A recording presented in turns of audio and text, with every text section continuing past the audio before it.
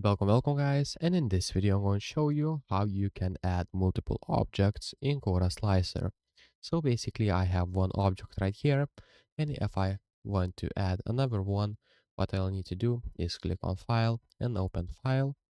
Then I will need to select a different part and put it right here. And as you can see now I have two objects. Now I can just move that object in different location if it's in our parts way. So basically I will move it.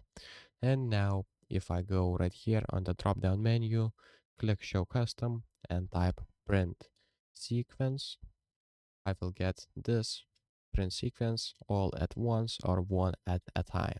So I usually do all at once because it doesn't messes up the whole printing sequence, and basically this will print both at the same time, because if I do one at a time, this will go up and this will get in the way for the extruder to move around. So if this video was helpful, please make sure to subscribe to guide to everything, comment down below for the algorithm, and see you in the next one. Peace.